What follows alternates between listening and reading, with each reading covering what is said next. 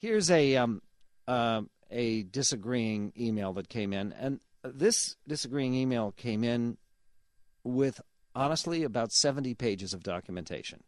That's not an exaggeration. I won't read the 70 pages of documentation. The guy makes a perfectly legitimate point, but he really needs to get a life. His name is Roland. He's from Bellevue. And he writes, you repeatedly cite the talking point that fewer people are working since Barack Obama took office, or that the real reason the real unemployment is worse than the unemployment reported by the BLS has to do with labor participation. You blame Obama for this. The problem is that the decline in labor participation, I know, don't have your eyes glazed over yet. I'm not reading the 70 pages of documentation. The decline in labor participation was predicted in 2002. The large majority of labor participation rate decline, in other words, the fact that fewer people are actually working, is demographics, not due to the recession and recovery. He's talking about baby boomers beginning to retire. In the 2002 projection, and then he gives the numbers, but then he admits it is lower than the projection was in 2002.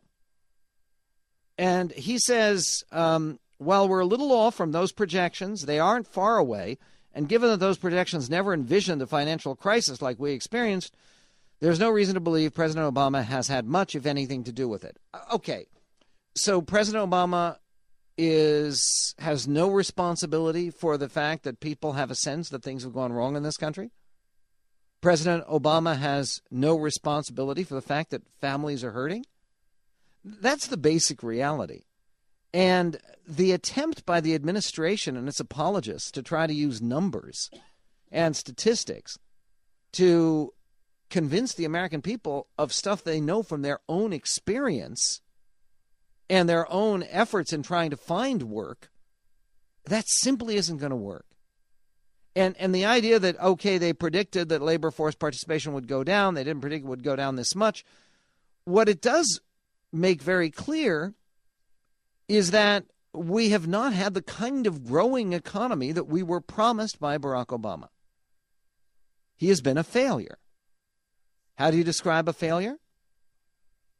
You describe a failure by somebody who sets a goal, says this is my goal, and then fails to achieve it. It's that simple.